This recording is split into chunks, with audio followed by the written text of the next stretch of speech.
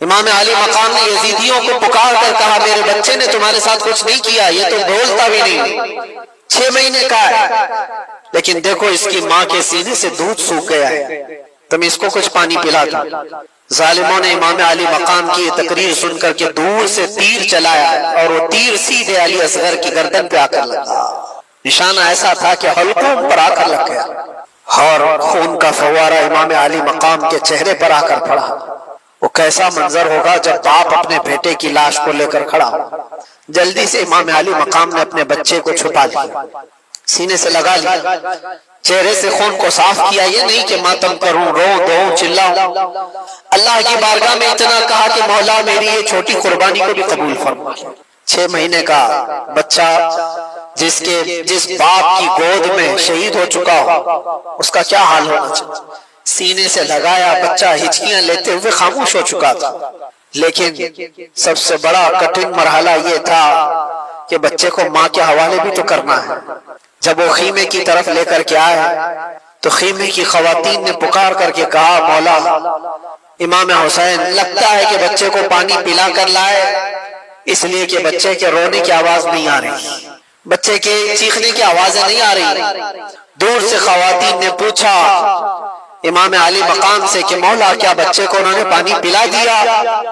امام علی مقام نے کہا ہاں، انہوں نے ایسا پانی پلایا کہ اس کے بعد تمہارا بچہ کبھی پانی نہیں مانگے گا، اس لیے کہ اس کے مقدر میں یہاں کا پانی نہیں تھا، اس کو پانی یہ ظالم کیا پلاتے، اس کو پانی تو رسول اللہ کے ہاتھ سے پینا تھا، نبی پاک صلی اللہ تعالی علیہ وسلم کے ہاتھ سے جام کوثری سے پینا تھا۔ کیسا صبر کا موقع ہو سکتا ہے؟ یہ سب میں آپ کو مرحلے بتا رہا ہوں، ذہنوں کو حاضر رکھ کر کے سوچو کہ اس میدان میں کھڑے ہوئے اس امام علی مقام کے ساتھ کیا گزر رہا تھا۔ جب یہ سب شہادتیں ہو گئی تھی، وہ آخری وقت تھا جمعہ کا، جب امام زین العابدین خیمے میں آ گئے، کہا کہ مولا مجھے جانے کی اجازت ہے۔ ایک ہی بیٹے بچے تھے امام علی مقام کے، امام زین العابدین، بیمار تھے اور وہ کپڑے پہن کر کے جب اپنے بابا جان کے پاس آئے، 17 سال کی عمر کے، امام علی مقام سے کہا مجھے بابا اجازت دو، سارے بھائی ہمارے شہید ہو چکے، گھر پورا چلا گیا، آپ کی عزت و آبرو پر کوئی حرف آنے نہ پائے جب تک آپ کا بیٹا ہے۔ امام علی مقام نے ان کو پکڑ کر بٹھایا، کہا ان کو مسئلہ مجھ سے ہے، میرے مر جانے کے بعد وہ تمہارے سے کوئی مواخذہ نہیں کریں گے، لیکن اگر تم گئے شہید ہو گئے تو اس کے بعد وہ مجھے بھی ماریں گے۔ لیکن بیٹا امام زین العابدین سے امام علی مقام کہتے ہیں تمہارا رہنا اس لیے ضروری ہے کہ حسینی سادات کی نسل تم سے چلے گی، میرا خاندان تم سے چلنے والا ہے۔ امام زین العابدین کو گھر میں روک دیا گیا اور امام حسین کے نکلنے کا وقت تھا۔ اللہ اکبر، کتاب میں جب بھی پڑھتا ہوں ان واقعات کو آنکھیں بھیگ جاتی ہیں، رونگٹے کانپنے لگتے ہیں۔ سیدہ زینب انہیں کپڑے پہنا رہی تھی، وہ تبرکات دے رہی تھی جو رسول اللہ صلی اللہ علیہ وسلم کے تبرکات ان کے پاس تھے، حیدر کرار کی تلوار ان کے پاس تھی، امیر حمزہ کے تبرکات، جعفر طیار کا پٹا، یہ سب امام حسین کو ان کی سگی بہن پہنا رہی تھی، اور یہ کہہ کر کے کہ کاش اگر میری ماں فاطمہ زہرا آج ہوتی تو یہ کام وہ کر رہی ہوتی۔ امام علی مقام کو ان کی بہن نے حوصلہ دیا اور کہا کیفی امان اللہ، آپ اللہ کے راستے پر جا رہے ہیں، ہماری طرف سے کوئی فکر کی ضرورت نہیں، ہم عورتوں کی طرف سے آپ بے خوف رہیں۔ وہ عورتیں کیسا صبر لے کر تھیں، کیسی استقامت۔ امام علی مقام آخری مرتبہ اس گھوڑے پر سوار تھے، لیکن تاریخ نگاروں نے یہ بھی بتایا کہ گھوڑا آگے بڑھتا نہیں تھا، جو امام علی مقام کا گھوڑا ہمیشہ سفر میں رہتا، گھوڑا میدان جنگ میں آگے بڑھ نہیں رہا تھا۔ تو آپ نے اتر کر کے دیکھا تو گھوڑے کی دونوں ٹانگوں کو بی بی سکینہ پکڑی ہوئی بیٹھی تھی، اور وہ یہ التجائے کر رہی تھی کہ بابا کو مت لے جانا، اس لیے کہ جو گیا واپس نہیں آیا۔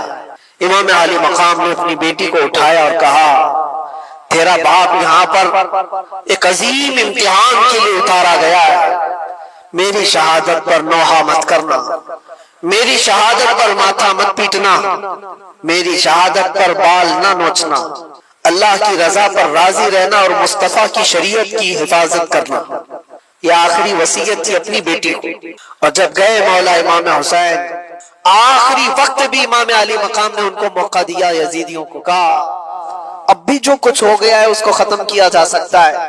میرے گھر والے سب قتل ہو گئے، اب بھی تم کو موقع دیتا ہوں، میرے قتل سے اپنے ہاتھوں کو رنگین نہ کرو، ورنہ قیامت میں کیا منہ لے کر کے آؤ گے میرے نانا کے پاس، کیا جواب دو گے؟ آخری خطبہ بھی امام علی مقام کا میدان کربلا میں گونجتا رہا، لیکن یزیدیوں پر کوئی اثر نہ ہوا. ایک بات میں آپ کو بتاؤں، یہ نہ اثر ہونے والی بات کب آتی ہے؟ جب کسی پر کوئی بات اثر نہیں کرتی ہے تو یہ وہی مقام ہوتا ہے جب دل دنیا کی لالچ میں مردہ ہو چکا ہو. وہ آج بھی ہو سکتا ہے. اور کہا گیا ہے جب کسی کا دل مردہ ہوتا ہے لالچ میں، دنیا کی لالچ میں، اس کے لیے ماں سے زنا بھی کوئی بڑی بات نہیں ہوتی. اس لیے ہمیشہ یاد رکھو، دل کے مردہ ہونے سے پہلے اپنے دلوں کا علاج کرو. دل جس کا مردہ ہوتا ہے اسے کوئی احساس ہی نہیں ہوتا کون مر رہا ہے کون جی رہا ہے. اس لیے میرے عزیزوں، وہ یزیدی جو وہاں کھڑے تھے وہ مردہ دل تھے، لالچ سوار تھی، دنیا کی ہوس سوار تھی. امام علی مقام کے دیے ہوئے خطبوں کا کوئی اثر نہیں ہوا. ان کو خطبہ سننے کی ضرورت کیا تھی؟ صرف اتنا دیکھ لیتے چہرے امام حسین میں جلوہ رسول نظر آ رہا ہوتا. کیا ان کو یہ نہیں معلوم تھا کہ یہ فاطمہ زہرا کا لاڈلا ہے؟ کیا انہیں نہیں معلوم تھا یہ حیدر کرار کا لخت جگر ہے؟ کیا انہیں یہ نہیں معلوم تھا کہ رسول اللہ نے کہا ہے اپنی حدیث پاک میں الحسن والحسین سیدہ شباب اہل الجنہ، حسن اور حسین جنتی جوانوں کے سردار ہیں؟ یہ سب باتیں ان کو نہیں معلوم تھی؟ سب معلوم تھی، لیکن تف ہے، لعنت ہے دنیاوی ہوس اور ہرس کا کہ جب یہ کسی کے دل پر سوار ہو جاتی ہے تو پھر تمام احساسات اس کے ختم ہو جاتے ہیں. ایک ہی چیز نظر آ رہی ہوتی ہے، دنیا دنیا دنیا. وہ نسبتوں کا احترام نہیں کرتا، اسے ماں باپ بیٹی استاد مرشد اولیاء انبیاء کچھ معنی نہیں رکھتے دل جب مردہ ہوتا ہے. اسی لیے میں کہتا ہوں میرے عزیزوں، دلوں کو مردہ ہونے سے بچا لینا، ہمیشہ دلوں کو مردہ ہونے سے بچا لینا.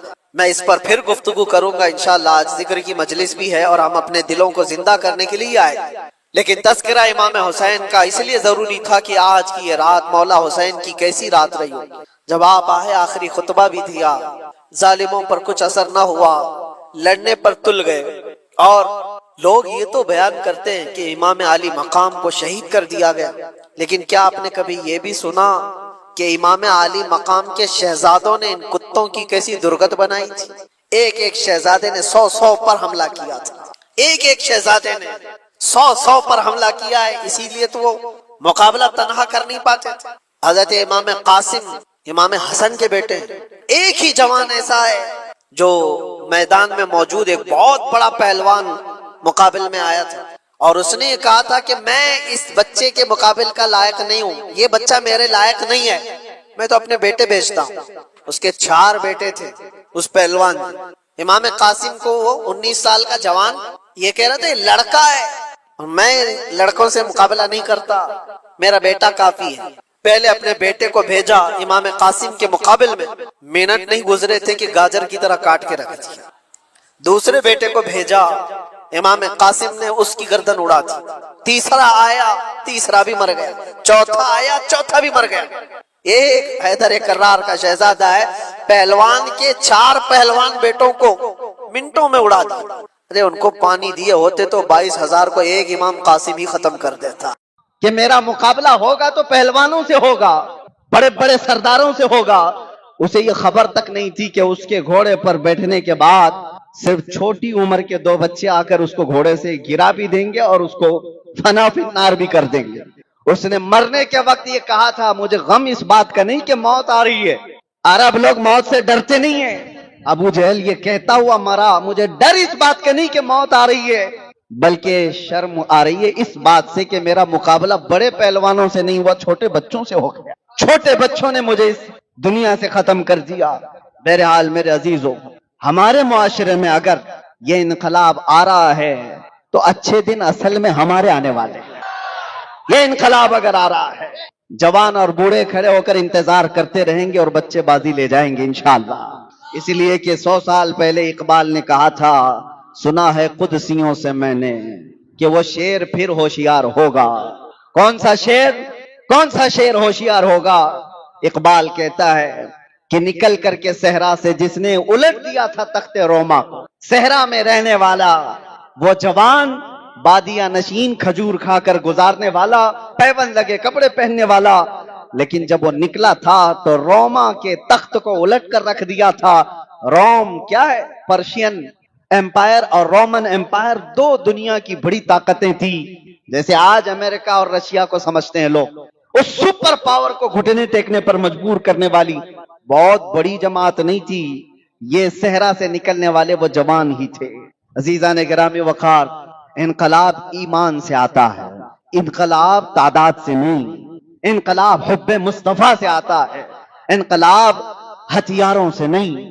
اسی لیے ہندوستان میں بڑی جماعتیں آ کر، فوجیں آ کر اسلام کی تبلیغ نہیں کی۔ اسلام میں سب سے بڑا اثر رکھنے والی تبلیغ سرکار غریب نواز کی ہے۔ وہ حب مصطفیٰ کے ساتھ آئی ہوئی جماعت تھی، وہ توکل علی اللہ کے ساتھ آئی ہوئی جماعت تھی۔ وہ طاقت ایسی ہے کہ صدیوں اثر رکھتی ہے۔ آج آپ کی جماعتوں سے ڈر نہیں ہے، تنظیمیں بنی ہوئی ہیں، آپ بھی بنا سکتے ہیں، تنظیمیں بہت بنتی ہیں۔ ہم نے اسی لیے، ہمیں بڑی تنظیم وغیرہ کچھ بنانے سے اسی لیے روکا گیا تھا۔ میں بہت تفصیل میں نہیں جاؤں گا، اس لیے کہ ساری چیزیں پھر ریکارڈ ہوتی رہتی۔ آپ کو ایک بات میں بتاؤں، بڑی تنظیموں سے ڈر نہیں، بڑی طاقتوں سے ڈر نہیں، دنیا ایک بات سے ڈرتی ہے کہ ایمان نہ آ جائے کسی کا، اور وہ ایمان جو انقلاب لاتا ہے وہ بہت عظیم طاقت ہے میرے عزیزو، آپ کو اندازہ بھی نہیں، آپ کو اندازہ بھی نہیں اس چیز کا۔ آج بھی آپ دیکھ رہے ہوں گے، آج بھی آپ دیکھ رہے ہوں گے، ایمانی طاقت جہاں ہو یا حب مصطفیٰ پر سرشار کوئی ہو، دنیا اس کی تمام چیزوں سے خوف رکھتی ہے۔ اسرائیل آج دنیا کا وہ ناسور، دنیا کا وہ کینسر جس نے ہر ملک کی اسٹڈی کر رکھی ہے کہ کہاں کون سی جماعتیں، کون سی تحریکیں، کون سی تنظیمیں زیادہ اثر رکھتی ہیں۔ ان کے ہاں جو تنظیموں سے خوف نہیں ہے، انہوں نے کہا ہے تبلیغ کرنے والی یہ جماعتیں ہیں، ان سے ان کو ڈر نہیں ہے۔ انہوں نے کہا یہ بے ضرر لوگ ہیں۔ بے ضرر کا مطلب کسی کو کچھ نہیں کہتے، یہ تبلیغ کرنے والے لوگ ہیں، ان سے کسی کو ڈر نہیں اور ہم کو بھی ڈر نہیں۔ اور ڈر کس سے ہے؟ کہتے ہیں ڈینجرس لوگ، خوفناک وہ لوگ ہیں جو پیروں سے معذور بھی ہوں اور لبیک پکارتے ہوں، ان کا جسم سلامت بھی نہ ہو لیکن حب مصطفیٰ سے بھرے ہوئے ہوں تو ان کے لیے موسٹ ڈینجرس۔ یہ کیا ہے میرے عزیزو؟ اس بات کو آپ سمجھیں۔ آج اگر بچے یہاں پر بھرے ہوئے ہیں تو میرا ایک پیغام سن کر کے جائیں۔ اب ہمارے جو بچے تھے، ہمارے جو شاگرد تھے، وہ اب بچوں والے ہو گئے، ان سے بھی میں کہتا ہوں اب مسجدوں کو اکیلے مت جانا، ان کو لے کر کے ہی جایا کرو۔ یہ مسجدیں بھر دو انہی بچوں سے جو زنگ لگے ہوئے ہیں، اگر وہ سدھر گئے تو ٹھیک ہے، نہیں تو ان پر کام کرو، ان پر محنت کرو۔ یہ صاف ستھرا دل رکھتے ہیں اور اس صاف ستھرے دل کے اندر حب مصطفیٰ آج ہی بھر گیا، ہزاروں بڑے لوگوں سے زیادہ اثر ان کی زندگی پر ہوگا۔ بڑے بڑے لوگ جو کام نہیں کر سکتے وہ یہ بچے صاف ستھرے دل کے ساتھ کر جائیں گے انشاءاللہ۔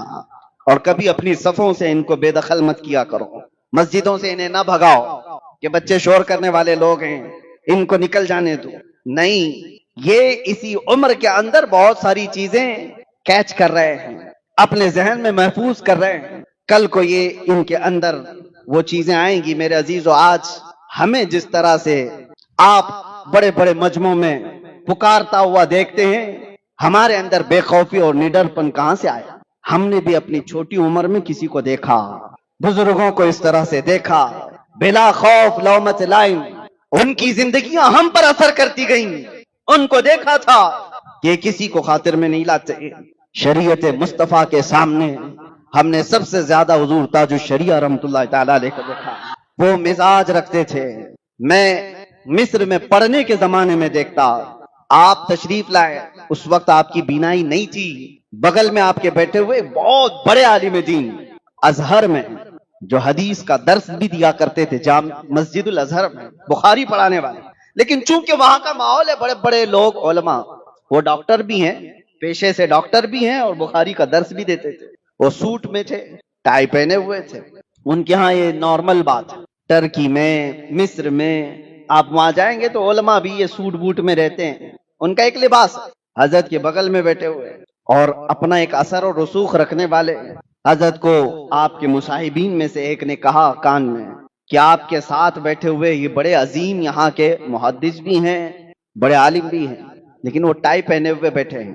اسی وقت حضرت اپنا چہرہ سیدھا کر لیا اور سیدھے عربی میں ان سے دو ٹوک کہہ دیا، یہ نہیں دیکھا کہ میں یہاں مصر میں مہمان بن کے آیا ہوں، یہ نہیں دیکھا کہ میں 4 دن کے دورے پر آیا ہوں، ملک ان کا ہے، اثر ان کا ہے، انفلوئنس ان کا زیادہ ہے، جو شریعت کہتی تھی کہہ دیا، ان کو برا لگتا ہے یا نہیں لگتا یہ بھی نہیں کہنا تھا، کہہ دیا کہ یہ حرام ہے، شعار نصارہ ہے، یہ ہماری تحقیق ہے۔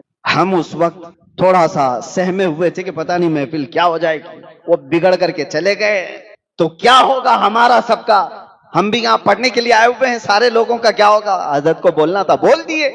میرے عزیزو، ایمان کی سچائی کے ساتھ جب کوئی اصلاح کرتا ہے تو ہم نے اس کا اثر دیکھا، اسی وقت انہوں نے اپنے گلے سے اٹھائی نکالی تھی، کہا ہمارا جو مسئلہ ہے یہاں کا عرف ہے، مشہور ہے، سب پہنتے ہیں، وہ سب اپنی جگہ پر، لیکن میں اس کے پہننے پر ایک بھی دلیل نہیں دینا چاہتا، آپ کے نزدیک حرام ہے، میں نے نکال دیا، اثر بھی دیکھا۔